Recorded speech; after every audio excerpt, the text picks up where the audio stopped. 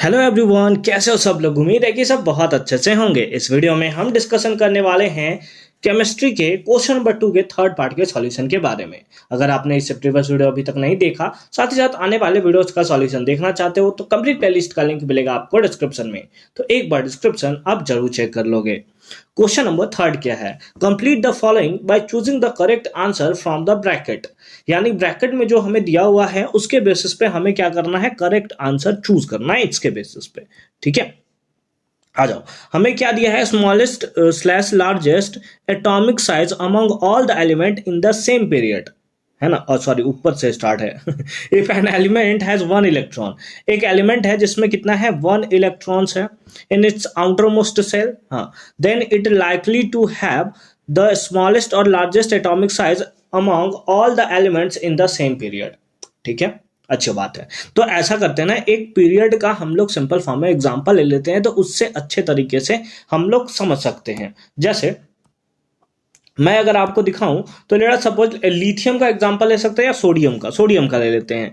जैसे क्या आता है, सोडियम आता है, फिर उसके बाद मैग्नीशियम, फिर कुछ यहाँ पे स्पेस होता है, फिर एल्यूमिनियम, है ना, सिलिकॉन, फास्फोरस, सल्फर, है ना, क्लोरीन, आर्गन, पोटेशियम, कैल्शियम, ऐसा कुछ चलता है। पोटेशियम तो फिर नीचे आ जाता है ना, पोटेशियम यहाँ आ जाता है, कैल्शियम इधर आ जाता है, बट फिलहाल इसको हम लोग छोड़ देते हैं। हमें तो बस एक पीरियड्स के बारे में बात करना है। इसके आउटर मोस्ट ऑर्बिट में कितना होगा, एक इलेक्ट्रॉन, इसका दो, इसका तीन, इसके चार, पांच, छः, सात और आठ, इस टाइप से हमें इलेक्ट्रॉनिक कॉन्फ़िगरेशन देखने को मिलेगा। यानी कि सोडियम के आउटर मोस्ट ऑर्बिट में एक इलेक्ट्रॉन, मैग्नीशियम के दो, एल्यूमिनियम के तीन, सिलिकॉन के चार एंड सो ऑन, है ना। आर्गन के टोटल 8 इलेक्ट्रॉन्स होते हैं। क्वेश्चन में था हमारे पास कि एक एलिमेंट है जिसके आउटर मोस्ट ऑर्बिट में एक इलेक्ट्रॉन्स है, इसका मतलब वो कुछ ना कहीं इस एलिमेंट्स के बारे में बात कर रहा है। मतलब एग्जांपल्स के थ्रू हम लोग समझ रहे हैं कि सोडियम भी उसी में से एक है ना। तो बोल रहा था अब हमें कि इसका जो है सेम पीरियड के अकॉर्डिंग, यानी कि ये क्योंकि सेम पीरियड में सारे के सारे लाइज करते हैं, और कौन से, पीरियड नंबर 3 में ये लाइज करते हैं। ठीक है, तो उसके अकॉर्डिंग हमें बताना है कि जो सोडियम है जिसके आउटर मोस्ट ऑर्बिट में एक इलेक्ट्रॉन है, उसका स्मॉलेस्ट साइज होगा या लार्जेस्ट साइज होगा। तो सिंपल फॉर्म में आपको याद रखना है कि अगर आप डाउन द ग्रुप आते हो, पीरियड्स के बारे में मैं बात नहीं कर रहा हूं, अगर ग्रुप में आप ऊपर से नीचे आते हो तो एटॉमिक साइज बढ़ता है, और एक पीरियड में आप लेफ्ट टू राइट जाते हो, इधर लेफ्ट है इधर क्या है, राइट जाते हैं, तो एटॉमिक साइज घटता है। लेफ्ट टू राइट घटता है, और टॉप टू बॉटम क्या होता है, इंक्रीज करता है ना। अप टू डाउन क्या होता है, वो हमारा इंक्रीज करता हुआ हमें नजर आता है। तो क्योंकि सेम पीरियड है और सेम पीरियड में सोडियम जो है लेफ्ट साइड बिलोंग करता है, इसका मतलब उसका सबसे बड़ा साइज होगा। फिर धीरे धीरे धीरे धीरे क्लोरीन का सबसे छोटा साइज हमें देखने को मिलेगा, है ना। तो इस टाइप से आपको देखने को मिलेगा एक्चुअल में एक इलेक्ट्रॉन्स का अरेंजमेंट। तो सिंपल फॉर्म में हम लोग क्या लिख देंगे कि सोडियम का लार्जेस्ट हमें देखने को मिलेगा। तो आ जाओ लिख देते हैं।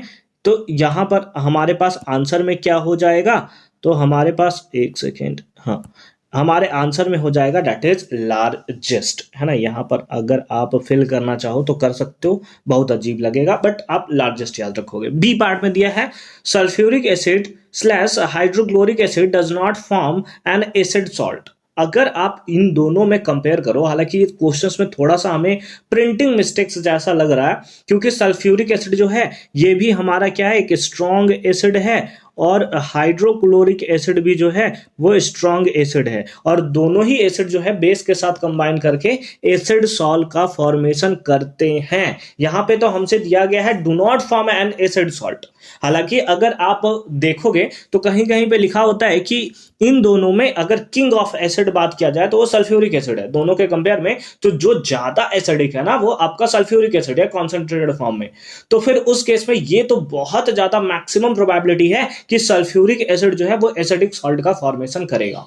बट किसी किसी बुक्स में ना हाइड्रोक्लोरिक एसिड को वो भी एसिडिक सॉल्ट फॉर्मेशन करता है, बट उसका लिखा होता है कि वो नॉर्मल सॉल्ट का फॉर्मेशन करता है। हालांकि दोनों जो है वो अच्छे खासे स्ट्रॉन्ग एसिडिक बिहेवियर हमें देखने को मिलता है, यानी कि स्ट्रॉन्ग एसिडिक है।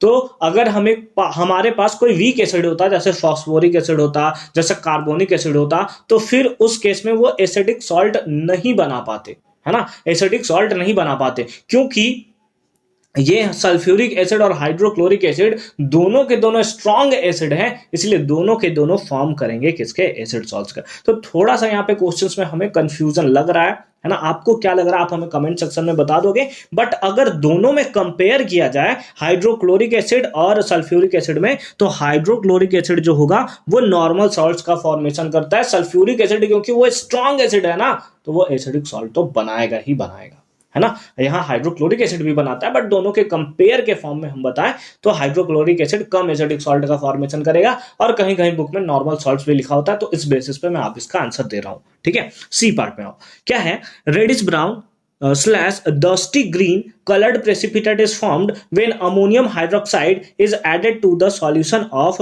ferric क्लोराइड, है ना। फेरिक क्लोराइड का रिएक्शन किसके साथ साथ हो रहा है, अमोनियम हाइड्रोक्साइड के साथ। अच्छा ठीक है, पहले इसको मिटा दिया जाए, है ना। इसको मिटा देते हैं ताकि हम लोग नीचे में स्पेस बनाकर लिख सकें। ठीक है, आ जाओ, देखो किसका किसके किसके साथ रिएक्शन हो रहा है। दैट इज हमें दिया हुआ है, तुम क्यों बच गए भाई, तुम लोग क्यों बच गए। रिएक्शन हो रहा है अमोनियम हाइड्रोक्साइड का। अमोनियम हाइड्रोक्साइड फॉर्मूला क्या होता है, NH4OH। ये अमोनियम हाइड्रोक्साइड हो गया, है ना। इसका रिएक्शन हो रहा है किसके साथ, फेरिक क्लोराइड, यानी कि FeCl3। फेरिक का मतलब वैलेंसी 3 हो गया ना, तो ये फॉर्मेशन करता है किसका, फेरिक हाइड्रोक्साइड, है ना। Ferric hydroxide FeOH whole thrice. ठीक है, और ये जो इसका कलर होता है ये होता है रेडिश ब्राउन कलर, है ना। कैसा होता है इसका कलर, कलर याद रखोगे आप, इसका कलर होता है रेडिश ब्राउन, और उसके साथ साथ ये फॉर्मेशन करेगा NH4Cl, यानी कि अमोनियम क्लोराइड। बाकी बैलेंस तो अगर आप करना चाहो तो कर सकते हो, बट हमारा जो यहाँ पर मेन मकसद है वो क्या है कि किस टाइप्स का हमें सॉल्यूशन देखने को मिलता है, दैट इज रेडिश ब्राउन, है ना। रेडिश ब्राउन हमें देखने को यहां पर मिलने वाला है। ठीक है, एक सेकेंड, इसको मिटा देते हैं।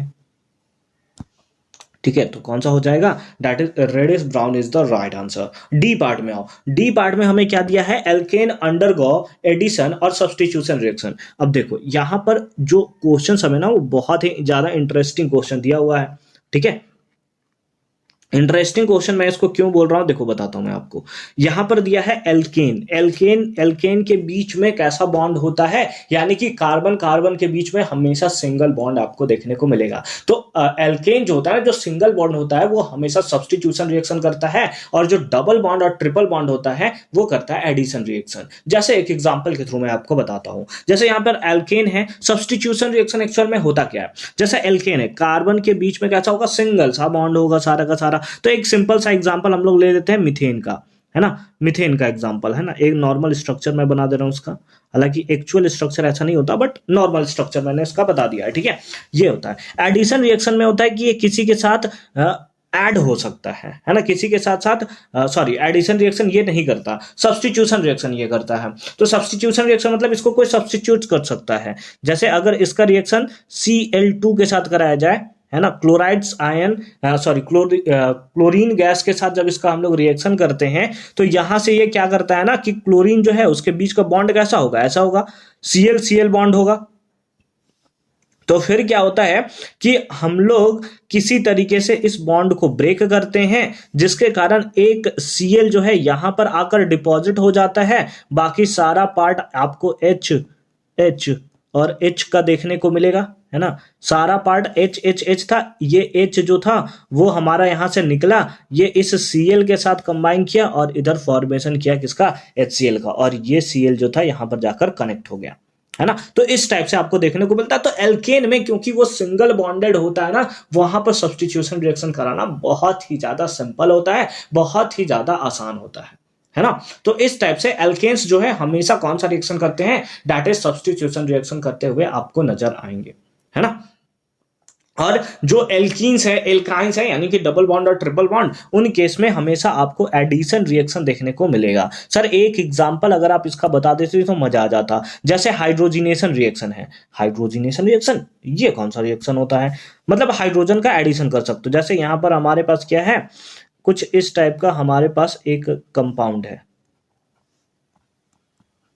है ना, ये कंपाउंड है। कौन सा कंपाउंड है? दैट इज, इसको हम लोग बोलते हैं इथीन, है ना, इथीन है। इसका रिएक्शन आप एडिशन रिएक्शन करा दो हाइड्रोजन के साथ, यानी हाइड्रोजिनेशन करा दो, तो ये हमारा सिंपल फॉर्म में किसका रिएक्शन करेगा? That is H H H, है ना, सिंगल बॉन्ड में ये हमारा कन्वर्ट हो जाएगा, है ना, सिंगल बॉन्ड में ये हमारा कन्वर्ट हो गया। एक एच लेफ्ट साइड, एक एच राइट साइड, कुछ इस टाइप्स का फॉर्मेशन हमें देखने को मिलेगा। तो एकदम ही प्यारे तरीके से इसको आप याद रख सकते हो। सिंपल फॉर्म में एल्केन जो है वो हमेशा सब्स्टिट्यूशन रिएक्शन करता है और एल्कीन्स और एल्काइंस एडिशन रिएक्शन करते हैं, ठीक है। ई पार्ट में आओ, ई पार्ट में दिया है एन डैश एल्कलीन और acidic solution will turn methyl orange solution pink, है ना। मिथाइल ऑरेंज सॉल्यूशन को पिंक में कौन कन्वर्ट करता है? दैट इज, ये हमारा कन्वर्ट करता है, इसका मैंने सब्स्टिट्यूशन रिएक्शन होगा, इसका हो जाएगा हमारा एसिडिक सॉल्यूशन। हालांकि कहीं कहीं पे आप देखोगे तो एसिडिक सॉल्यूशन में मिथाइल ऑरेंज पिंक कलर के साथ साथ आपको रेड कलर भी देखने को मिलेगा। रीजन होता है कि रेडिश पिंक जो है वो फॉर्मेशन करता है, तो कहीं कहीं बुक में रेड लिखा होता है, कोई कोई बुक में पिंक लिखा होता है, कोई आपको प्रॉब्लम नहीं लेना है, ठीक है।